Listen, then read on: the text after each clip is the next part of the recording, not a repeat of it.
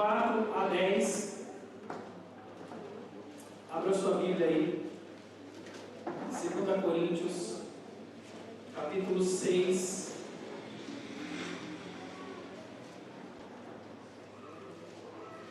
Versículos 4 a 10.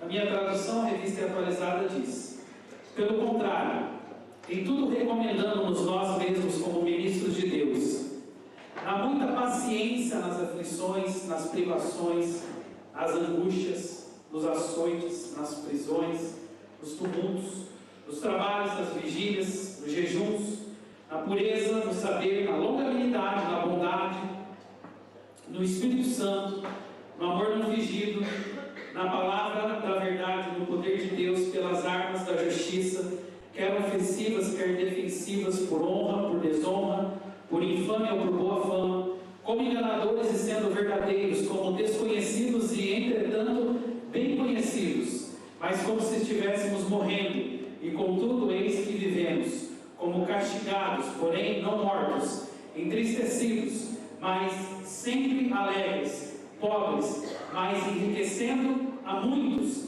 nada tendo, mas possuindo tudo. Amém? Vou ler de novo o verso 10 só para enfatizar o verso 10. Entristecidos, mas sempre alegres, pobres, mas enriquecendo a muitos, nada tendo, mas possuindo tudo. Amém? Vamos dizer juntos? Diga assim: entristecidos, mas sempre alegres, pobres, mas enriquecendo a muitos, nada tendo, mas possuindo tudo. Amém? Glória a Deus. Irmãos, eu quero falar hoje sobre os paradoxos, que mudam a nossa vida, que mudam a nossa história. A Bíblia ela é repleta, ela é cheia de paradoxos. Esse texto da carta de Paulo aos Coríntios é um exemplo desses paradoxos. De tudo aquilo que a gente entende por certo, mas que muitas vezes nos surpreende. Nossa história ela está repleta também de paradoxos, de momentos da nossa história, dos quais nós muitas vezes não acreditávamos que algo poderia acontecer, mas pela graça o Senhor foi lá e nos surpreendeu. A palavra do Senhor, ela, de certo modo, ela libera sobre nós o conhecimento de todas as ideias permanentes com respeito aos céus, com respeito à terra, com respeito à eternidade. E muitos de nós, às vezes, confusos ficamos pelos paradoxos, não só da palavra de Deus, mas também os paradoxos da vida. Nossa vida é cheia de paradoxos. Um exemplo que eu tenho bem recente disso, como a Esther compartilhou esses dias, meu filho Pedro está começando a ler agora a Bíblia. Nós transicionamos a Bíblia dele da Bíblia de quadrinhos, agora nós transicionamos para uma Bíblia comum, uma revista, uma Bíblia que tem uma linguagem, versão atualizada, e ele está começando a pegar ali alguns escritos, a ideia do texto bíblico por completo, saindo um pouco daquela ideia infantil do conhecimento da Bíblia, e a gente já está transicionando ele por escolha própria dele. Foi ele que escolheu. Ele falou: pai, enjoei da Bíblia de quadrinhos e agora eu quero começar a ler a Bíblia que você lê. E aí demos uma Bíblia para ele. Na verdade tinha em casa uma do Pedro, ele pegou, o Pedro está até bravo porque ele pegou a Bíblia dele. E ele começou a ler a Bíblia. E aí caiu justamente num texto, ele estava fazendo umas leituras em que falava do Espírito Santo. E ele, na cabecinha dele, não estava entendendo aonde se encaixava o Espírito Santo. Ele começou a ter uma certa dificuldade no sentido de entender que Deus, Pai, Filho e Espírito Santo é o mesmo. Então, logicamente que eu fui tentar explicar para ele que Pai, Filho e Espírito Santo é o mesmo, que Deus Pai é o mesmo que Jesus, o Espírito Santo faz parte, a Trindade é uma composição única. Mas aí a pergunta veio: como você explica isso para uma criança de 7 anos? Que não está entendendo, que está relutando. Gente, se nós temos dificuldade de entender, porque é um paradoxo. Como você consegue compreender que 3 é 1 e 1 é 3? É um paradoxo bíblico. Então eu sempre uso, quando eu falo na palestra do Espírito Santo, eu uso sempre o exemplo do ovo. E aí eu fui usar exatamente esse exemplo com ele, falando: olha, filho, quando vai no mercado, né, as pessoas que vão comprar ovos, elas não falam assim: hoje eu vou comprar meia dúzia de gemas. Não, você fala: eu vou comprar meia dúzia de ovos. Mas o que é o ovo? O ovo são 3 elementos em um. Tem a casca, tem a clara e tem a gema. Os 3 são um. E eu achando que eu estava abafando na minha explicação, ele olhou para mim e falou: pai, você me deixou mais confuso agora. E, na verdade, assim, a confusão na mente do Rafael é a mesma confusão que está na mente de muitos de nós. Como compreender um texto da palavra como esse, que fala que entristecidos somos alegres, que pobres podemos enriquecer a muitos, ou que não tendo nada, possuímos tudo? Então é estranho para mim e para você que os paradoxos da palavra de Deus às vezes nos surpreendem, porque é exatamente assim. O Senhor, Ele escolhe as coisas loucas do mundo para confundir as sábias. Deus escolhe aqueles que não são para confundir aqueles que são. A Bíblia ela é cheia de paradoxos para nos mostrar que a ação de Deus ela é sobrenatural. E o que o Senhor pode intervir no natural da história, usando o seu poder sobrenatural. Ou seja, até mesmo uma pessoa triste com a vida, com as circunstâncias, com a sua história, pode se tornar alegre, feliz, pode ter motivos para continuar em sua caminhada. Até mesmo uma pessoa pobre, ela pode enriquecer a muitos. Até mesmo aquele que não tem pode abençoar aquele que tem. Estranho quando a palavra nos leva para esse tipo de pensamento, mas na verdade, somente aqueles que vivem pela fé é que conseguem compreender isso com mais profundidade e clareza. Então, o primeiro trecho que eu gostaria de compartilhar com vocês é exatamente esse: entristecidos, mas sempre alegres. Essa é uma ideia presente nas Escrituras. Debaixo de grande sofrimento, é possível ver pessoas experimentando a graça incomensurável de Deus, uma alegria indizível. Paulo se refere à paz que excede todo entendimento. Então existe uma presença de Deus, né, em tempos de luta, em tempos de guerra, que apesar de não transformar a situação em si, ela transforma o coração de uma forma profunda e maravilhosa. É isso mesmo.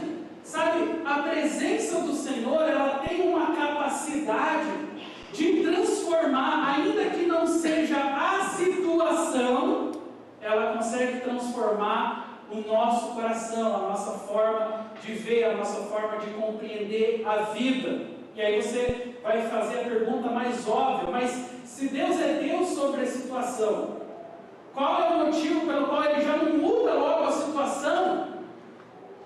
Esse parece ser aquele questionamento mais infantil da nossa alma, mas nós temos motivos para isso, que a nossa razão não nos permite muitas vezes entender os paradoxos da vida.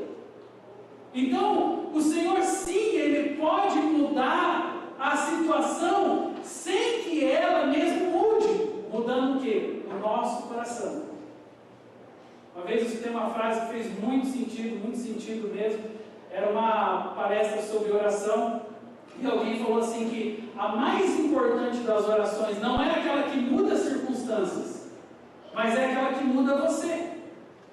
E isso fez muito sentido para o meu coração, porque nós somos seres em busca de respostas. Nós queremos ver o outro mudando. O marido está orando para a esposa mudar, a esposa está orando para o marido mudar, os pais estão orando para os filhos mudarem. Nós queremos que o nosso chefe muda, que o país muda, que as circunstâncias mudem, para que algo seja alterado dentro de nós. E a palavra diz o contrário. As circunstâncias mudam quando o nosso coração muda. Você tem uma outra lente, você tem uma outra raiz de informação quando do seu coração parte o entendimento de que que o Senhor pode mudar todas as coisas, mas o mais difícil de ser mudado é você. O mais difícil de ser mudado sou eu, porque aqui dentro é que opera a mudança, a transformação, e não lá fora. Perceba que as expectativas do nosso coração sempre giram em torno das circunstâncias alteradas ao nosso redor. Eu quero dizer para você que esse é o tempo onde o Senhor quer te mostrar evidências das mudanças verdadeiras, mas que acontecem primeiro no meu e seu coração e depois lá fora. Precisamos de fé para isso. Precisamos ser cheios do Espírito, como na semana passada compartilhamos aqui, os segredos para uma vida cheia do Espírito Santo. Precisamos ser cheios do Espírito para que, cheios do Espírito, tenhamos uma leitura nova sobre o mundo. Tenhamos uma leitura nova sobre pessoas. Tenhamos uma leitura nova sobre as circunstâncias. Lembra de Paulo e Silas? O que dizer desses homens de Deus que estavam em Filipos, presos, A Bíblia fala, Atos 16, 25, por volta da meia-noite, Paulo e Silas oravam, cantavam louvores a Deus, e os demais companheiros de prisão, diz a Bíblia, eles escutavam. Esses homens estavam presos. Esses homens estavam encarcerados, vivendo talvez os momentos mais difíceis da sua vida carnal. Agora, uma coisa que nós precisamos atentar é que eles não estavam cantando porque tudo estava bem. Eles não estavam cantando porque as circunstâncias ao seu redor eram favoráveis. E esse é um paradoxo da vida. Como é que você canta quando as coisas estão difíceis? Como é que você celebra quando as coisas vão de mal a pior? Como é que você glorifica o Pai quando nem tudo à sua frente está do jeito que você gostaria? E essa é a maravilha da fé. A fé te faz enxergar coisas sobrenaturais acontecendo, mesmo que elas evidentemente ainda não aconteceram. Paulo e Silas tinham todos os motivos para estarem lá murmurando, reclamando da vida e falando: ó céus, ó vida, queremos servir o Senhor nos levou nesse calabouço. Estávamos dispostos a levar o seu nome sobre todas as nações, e olha o que nós merecemos aqui. Estamos encarcerados, estamos aqui sendo maltratados, sendo perseguidos, sendo açoitados, mas as circunstâncias ao redor deles não eram suficientes para roubar a alegria que estava sobre os seus corações. E isso é realmente uma obra sobrenatural de Deus, porque a pergunta é: quantos de nós conseguimos permanecer em fé, mesmo quando as circunstâncias ao nosso redor parecem nos pressionar? Pense na sua trajetória, na sua vida espiritual. Quantos de nós estamos sendo pressionados? Quantos de nós estamos contra a parede em circunstâncias das quais muitas vezes tememos, choramos, lastimamos? Mas você já parou para pensar que esse talvez seja o melhor lugar para produzir fé na sua vida? Assim como o azeite, sai da azeitona somente quando ela é esmagada, apertada, assim também o óleo da unção vai sair das nossas vidas quando somos apertados, quando somos pressionados.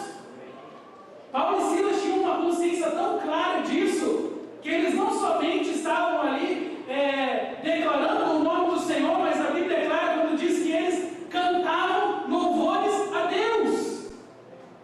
Nos paradoxos da vida, temos coragem de cantar louvores a Deus, entristecidos, mas sempre alegres. Isso é contraditório, irmãos. Para o mundo não faz algum sentido isso. Como que uma pessoa que às vezes, levando pancadas da vida, sendo muitas vezes frustrado, decepcionado, consegue estar alegre? Alegria é algo sobrenatural, é um fruto do Espírito Santo em nossas vidas, que nos capacita para viver até mesmo os momentos mais difíceis da nossa história. E muitos de nós achamos que o mundo ao nosso redor tem que estar perfeito para que estejamos alegres. Errado! Muitos de nós achamos que as circunstâncias têm que estar ao nosso favor, que o vento tem que estar ao nosso favor, para que nós estejamos alegres. Ei, a alegria é o fruto do Espírito. Ela independe das circunstâncias. Se eu e você resolvermos apreciar o fruto do Espírito e estamos vivendo no Espírito Santo, você enfrentará qualquer vento em sua vida. Amém? Você tem fé para isso? Amém? Amém. O segundo paradoxo, ainda no mesmo texto, diz: pobres, mas enriquecendo a muitos. Esse texto nos ensina que existem pessoas ricas que são pobres e outras que são pobres, mas com grande riqueza. Perceba isso: pobres, mas enriquecendo a muitos. Então tem uma diferença clara aqui entre aquele que é pobre simplesmente, aqui olhando para aquilo que o texto diz, e aquele que é pobre mesmo tendo grande riqueza. Há uma probabilidade de que pessoas que tenham construído uma suposta riqueza ao seu redor não estejam realmente ricas. Porque riqueza não é extrato bancário, riqueza não é saldo na conta. Riqueza definitivamente é algo que tem muito mais a ver com a alma da pessoa, com o relacionamento da pessoa com Deus, do que aquilo que ela possui. Tem um exemplo para isso. Nós temos o caso de Apocalipse 2, 8 a 9, aonde Jesus declara uma palavra sobre a igreja de Esmirna. Diz assim: ao anjo da igreja em Esmirna, escreve: estas coisas diz o primeiro e o último, que esteve morto e tornou a viver. Conheço a tua tribulação, a tua pobreza. Agora olha a declaração: mas tu és rico. Deus conhecia a pobreza e a tribulação dessa igreja, mas a declaração do Senhor é: tu és rico. E essa declaração, ela realmente é muito importante, porque aqui nós entendemos que ninguém é pobre aos olhos de Deus. Quando Deus declara que somos ricos, Ele não está falando sobre bens materiais, Ele não está falando sobre estar assessorado ou não com as suas necessidades materiais. Ele está falando sobre riqueza de alma. E é por isso que aquela igreja, mesmo passando por tribulação, é por isso que aquela igreja, mesmo passando por pobreza, podia se declarar rica, mas ela não se via assim. Era uma igreja perseguida, era uma igreja humilhada, era uma igreja maltratada, como o texto diz, era uma igreja que vivia situação dura, tinha pobreza em volta deles, tinha tribulação em volta deles, mas como que Deus enxergava essa igreja? Como uma igreja rica. Talvez essa palavra seja para muitos de nós esta noite. Quem sabe você tem questionado Deus sobre isso? Quem sabe você tem vinculado a tua felicidade, a tua alegria, as tuas emoções a bens materiais, a circunstâncias favoráveis. Quem sabe o espírito maligno já soprou o espírito de pobreza sobre os seus ouvidos, declarando algo que nem Deus declarou sobre você, porque Deus declarou riqueza, prosperidade, abundância sobre a sua vida. Deus declarou todas as bênçãos espirituais e materiais sobre a nossa história. Mas percebe como muitos de nós, suscetíveis à ação do inimigo, começamos a nos olhar como o inimigo quer que você se olhe, como uma pessoa pobre, como alguém incapaz, como alguém sem ter aquilo que você supostamente acha que seria necessário para você viver bem. Engano de Satanás. Você é rico, amém? Amém. Acho que você não. Você é rico, amém? Amém. Fala para esse irmão seu lado, você é rico. Profetiza aí, você vai me emprestar dinheiro. Profetiza, você vai pagar meu lanche hoje.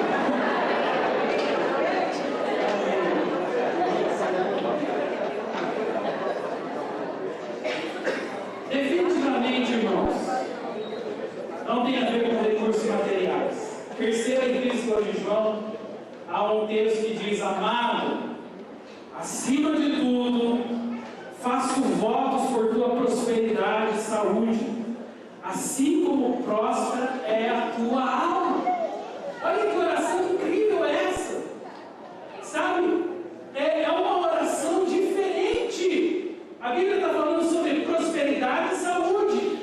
Quando pensamos sobre prosperidade, qual é a definição que nós temos? Recursos materiais. Mas olha que oração incrível. Faço votos por tua prosperidade e saúde, como próspera é a tua alma. Diga comigo assim: a melhor prosperidade que existe é a prosperidade de alma.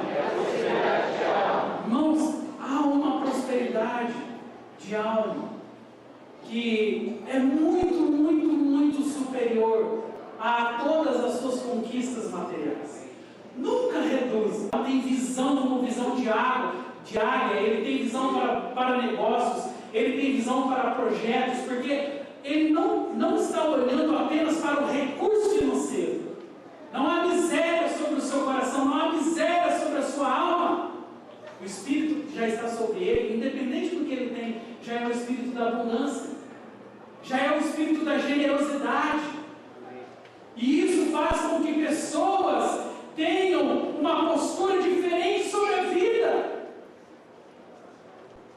Porque se o seu coração depende da bolsa de valores, que horrível deve ser isso, né? Você já viu bolsa de valores? Eu não entendo nada, mas eu sei que tem lá um negócio que sobe, depois desce, depois sobe, depois desce. A tua vida é um desespero. Não tem paz sobre a tua história. Mas quando nós temos uma vida, e aí sim, como Paulo, né, alguém que realmente entendeu o projeto de Deus, ele está ali descansando nas promessas do Senhor, por isso ele pode dizer e cantar louvores ao Senhor no meio das suas tribulações. Por isso ele pode exaltar o nome do Senhor, mesmo quando nem tudo está do jeito que ele gostaria. Eu vou para o último ponto.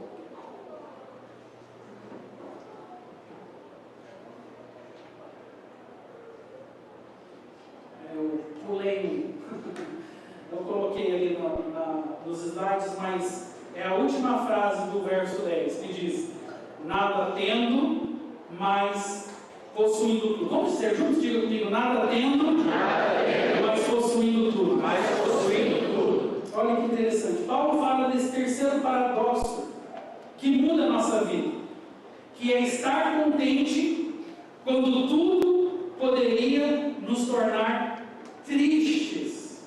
Nada tendo, mas possuindo tudo. Na verdade, eu não tinha feito o contraponto das duas igrejas, né? Laodiceia, a Bíblia fala algo assim: ao anjo da igreja de Laodiceia escreve: essas coisas diz o Amém, a testemunha fiel e verdadeira, o princípio da criação de Deus. Pois dizes: estou rico e abastado, e não preciso de coisa alguma, e nem sabes que tu és infeliz, sim, miserável, pobre, cego e nu. Aconselho que de mim compres ouro refinado pelo fogo para te enriqueceres, vestiduras brancas para te vestires, a fim de que não seja manifesta a vergonha da tua nudez, e colírio para ungires os teus olhos, a fim de que vejas. Qual que é a diferença da igreja de Esmirna para a igreja de Laodiceia? Aqui a igreja de Esmirna era uma igreja pobre, passando por tribulação, mas que foi declarada como uma igreja rica. A igreja de Laodiceia é o contrário. Era uma igreja que dizia: estou rico, estou abastado, não preciso de coisa alguma. Mas nem sabes, o Senhor falou, que tu és infeliz, sim, miserável, pobre, cego e nu. Então, veja que tudo diz respeito à perspectiva. É a maneira que você enxerga. A igreja de Esmirna não tinha entendido que o seu chamado era ser uma igreja próspera e abençoada a despeito das circunstâncias. ao passo que Laodiceia já se achava demais. Sou rico, sou abastado, não preciso de nada, já tenho tudo. E tem que ouvir esse sermão do Senhor: nem sabes que tu és infeliz. Sim, miserável, pobre, cego, nu. Aconselho-te que de mim compres colírio para ungir os teus olhos. E isso é, irmãos, a manifestação do poder de Deus sobre aqueles que às vezes colocam a sua confiança sobre os seus bens, sobre as suas conquistas. Sabe, a pobreza de muitas pessoas é justamente essa: achar que a sua vida se resume a uma busca por conquistas materiais. E repito isso, não estou aqui dizendo que você não pode prosperar, crescer. Pelo contrário, o povo de Deus é um povo próspero, é um povo abençoado, é um povo que enriquece. Isso é parte também da nossa vida espiritual, mas não confiar nas nossas riquezas. Laodiceia estava confiando. Laodiceia achava que não precisava de mais nada, que já estava abastada. Lá em Lucas tem uma parábola que Jesus confronta alguém que estava dizendo exatamente isso. Alma, já tens em depósito suficiente. E a palavra do Senhor lá diz exatamente: e quando você morrer, para quem ficará tudo isso? Louco, esta noite perderão a tua alma. E o que tens em depósito? Para quem ficará? Então, a vida do homem de Deus, da mulher de Deus, não pode se resumir às suas conquistas materiais. E muito menos ao espírito de arrogância da igreja de Laodiceia, que se diz abastada, que diz não precisar de mais nada. Mas eu e você, como homens e mulheres de Deus, entendemos a nossa dependência do Senhor e da sua palavra. Aqui está então o texto que eu estava procurando: nada tenho, mas possuindo tudo. Essa é a última fala de Paulo nesse texto, quando no terceiro paradoxo para mudar a vida, ele fala sobre estar contente quando tudo poderíamos deixar tristes. Precisamos de algo além de bens materiais. Precisamos de algo que vá além dos recursos para suprir realmente as nossas almas. Eu não me esqueço que um dia nós fomos a Londrina, a Esther tinha uma consulta, e durante a consulta dela eu estava com o Pedro. Se eu não me engano, ela estava grávida do Rafael, e ela ia ficar no médico, e eu e o Pedro, enquanto esperávamos ela, a gente foi numa loja passear. E a loja que a gente foi lá em Londrina é aquela loja de esporte, Decathlon. E a gente estava lá, passamos uma tarde esperando a Esther sair da consulta, e aí a hora que a gente estava indo para o carro, no estacionamento, assim, um pouco próximo ao meu carro, onde o meu carro estava estacionado, tinha um carro importado, um carro incrível. E o Pedro, lá em casa, nós somos todos fascinados pelo carro, e aí o Pedro já viu e falou: pai, deixa eu tirar uma foto naquele carro. Inclusive essa semana mesmo eu estava ali olhando as minhas fotos antigas e encontrei essa foto. E aí ele foi e começou, só que o Pedro é um pouco exagerado, ele já queria pular em cima do carro, e eu olhei filho dela, cuidado com uma massa. E aí ele estava lá assim, se posicionando, abraçando o carro, e eu ia tirar uma foto dele com o carro legalzão.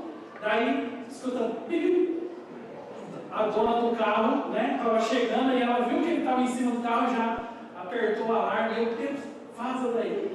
E aí a moça foi chegando perto, e ela falou: não, pode deixar, ele tira a foto dele, e aí falou para ele assim: você quer tirar uma foto dentro do carro? Fala isso com Pedro. E aí ele: lógico. Daí ele entrou, aquele carrão, ele sentou, e aí eu fui lá, me posicionei, tirei uma foto dele, a gente tirou foto do painel, aquele carrão bonito. E aí ela falou assim: quantos anos ele tem? Não lembro exatamente, acho que devia ter 9 anos, mas quando eu falei a idade dele, aquela mulher começou a chorar. E eu: ai meu Deus, o que eu fiz, será? E ela falou: então, ela começou a contar a história que ela perdeu o filho dela num acidente. A família tinha um avião, e esse avião caiu, e ela e o esposo sobreviveram, o filho dela e o piloto faleceram nesse acidente. E aí ela falou assim: pode tirar quantas fotos você quiser aqui, né? Pode tirar foto dele. Hoje, o meu maior sonho é que meu filho estivesse tirando foto aqui. E aquilo doeu lá no meu coração, porque eu pensei: gente, o que é um carro sem a vida? O que é um recurso material se você não tem o seu bem mais precioso? E dava para ler o coração daquela mulher, porque é como se aquele carro maravilhoso não tivesse sabor para ela. E a vida é cheia de surpresas assim. Às vezes você deposita tanta confiança em bens materiais. A Bíblia é muito clara sobre isso. Ela fala: seca-se a erva, caem as flores, mas o que permanece é a palavra de Deus. A única coisa que na eternidade vai ter valor são pessoas. Mas hoje nós temos uma geração que valoriza mais coisas do que pessoas. O que está ao seu lado aí é um tesouro, é um homem, é uma mulher de Deus, é uma pessoa que tem muito valor, mas às vezes damos mais valor às coisas do que às pessoas. Isso realmente é algo que não agrada o Senhor. Eu quero já convidar o grupo de louvor para vir aqui. E enquanto eles estão vindo aqui, foi feito um estudo sobre a biografia do apóstolo Paulo. E psicólogos do mundo todo, eles resolveram tentar encontrar quem era a pessoa mais feliz sobre a terra. E aí, todos eles concordaram que a pessoa mais feliz sobre a terra foi o homem chamado apóstolo Paulo. Porque depois de ler a biografia dele, eles encontraram lá no capítulo 3 de Filipenses, um texto que a gente fala muito aqui para vocês, eles encontraram uma famosa frase que diz assim: aprendi a viver contente em toda e qualquer situação. Diga comigo: aprendi a viver contente em toda e qualquer situação. Olha que interessante isso. Sabe, nós não temos ideia, mas há um poder sobrenatural sobre o contentamento. O que é o contentamento? Contentamento é a capacidade que você desenvolve de enxergar e dar valor às conquistas ao seu redor. Nós vivemos numa sociedade altamente insatisfeita. Gente, você já viu assim? Eu vejo pelo meu filho que está ali pré-adolescente para adolescente, parece ter uma insatisfação do tamanho do mundo. Nada parece que supre, nada parece que resolve o problema. E o que a gente tem visto na sociedade de hoje, cada vez mais são pessoas insatisfeitas. Pessoas que não conseguem jamais saciar a sua alma. Pessoas que não conseguem preencher o vazio dos seus corações. Por que isso acontece, meus irmãos? Porque muitas vezes nós não temos dado valor às nossas conquistas. Paulo disse claramente: aprendi a viver contente sobre toda e qualquer situação. Veja, Paulo foi também, não somente naquele caso em Filipos, mas em outros momentos da sua história, ele foi humilhado, ele foi perseguido, ele foi maltratado, ele foi flagelado. Em todas as circunstâncias da vida dele, ele tinha todos os motivos para dizer, ou para ser um daqueles aborrecidos com a vida. Mas ele aprendeu a viver contente em toda e qualquer situação. Não importa o que estava ao seu redor, ele estava ali entendendo que havia mais bênção da parte de Deus do que aquilo que o mundo oferecia para ele enquanto luta, enquanto tribulação. Quando ele estava instruindo o jovem Timóteo, a Bíblia diz que ele declarou a seguinte frase para Timóteo: Timóteo, grande fonte de lucro é piedade com contentamento. Olha só isso. Paulo definiu que fonte de lucro é piedade com contentamento. E é por isso que os psicólogos definiram que esse aqui é o cara mais feliz da história. Porque apesar das suas lutas, tribulações, ele continuava servindo o Senhor com alegria. Ele continuava buscando o Senhor de todo o seu coração, porque aprendi a viver contente em toda e qualquer situação, sem estar humilhado, sem estar honrado, sem viver em escassez, sem viver em abundância. Posso todas as coisas aquele que me... É a palavra do Senhor, amém? Fique em pé. Mas há um último paradoxo. Há 2000 anos atrás, Deus permitiu que o seu Filho, Jesus, fosse submetido à morte mais cruel e dolorosa criada pelo homem, a crucificação em uma cruz romana. Isso tudo aconteceu para que Ele pudesse redimir todos os povos, incluindo eu e você. Mas aqui nós temos grandes paradoxos. Naquela cruz, nós vimos maldição versus bênção. Aquele lugar maldito tornou-se o lugar da redenção e da graça mais profunda. Isso parece até contraditório para os nossos corações. E é um paradoxo. Aquele lugar de dores, aquele lugar de maldição, quando a Bíblia fala sobre o Gólgota. O Gólgota é o lugar da escuridão, é o lugar da caveira. Quem imaginaria que lá na escuridão nós seríamos o princípio da luz que irradiaria todo mundo, que eliminaria todas as trevas? Ali Jesus foi ofendido. Aqueles soldados não somente o tocaram fisicamente, maltratando o seu corpo, mas também lançaram palavras de injúria contra ele, impropérios. Mas aquele lugar também foi um lugar de perdão. Você está lembrado? Aqueles soldados, havia inclusive um ladrão, estava ali xingando o Senhor, mas o que saiu da boca de Jesus foi simplesmente perdão transformador. Ele disse: Pai, perdoa-os, porque eles não sabem o que fazem. Outro paradoxo, onde há injustiça, onde há injúria, onde há impropérios, xingamentos, tem alguém com uma palavra de perdão. Isso é sobrenatural, irmãos. Isso é realmente reconhecer que o poder de Deus está operante nesse mundo através dos paradoxos da nossa história. Ali era também um lugar de derrota, mas ali também foi o lugar da maior vitória que foi estabelecida na humanidade. O sistema perverso de julgamento, juízes deram sentenças iníquas. Aparentemente, quando olhamos para a cruz, pensamos: o diabo venceu, o mal venceu. Entretanto, a cruz é o lugar da vitória, da luz contra as trevas, do bem contra o mal, de Deus contra o diabo. A maior vitória de Cristo na cruz não foi contra o sistema perverso e as enfermidades, mas foi contra todas as forças do mal. Então, no lugar da derrota, irmãos, tivemos a vitória. A cruz é o lugar da vitória. Morte e vida. O autor da vida é crucificado. Deus morre, que contradição. Deus, o autor da vida, morre numa cruz. Aparentemente, a morte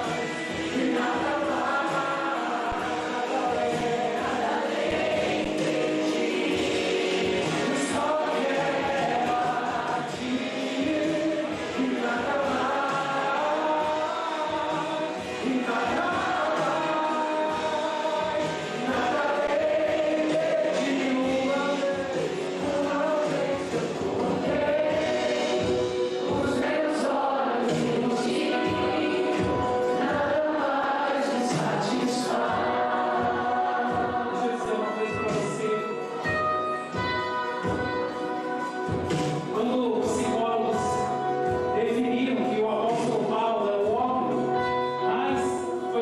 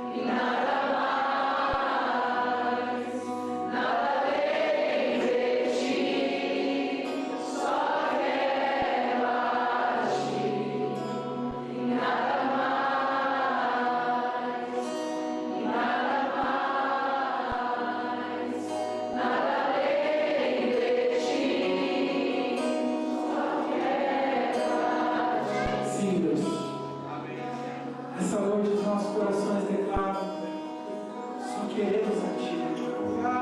O Senhor é mais que suficiente. O Senhor é mais que o bastante. O Senhor é aquele que supre a nossa alma. A nossa alma anseia por Ti. A nossa alma clama por ser preenchida de algo que seja consistente, de algo que não suma das nossas vidas. Pai, tira, Senhor, dos nossos olhos o brilho das coisas que às vezes nos tiram da Tua presença.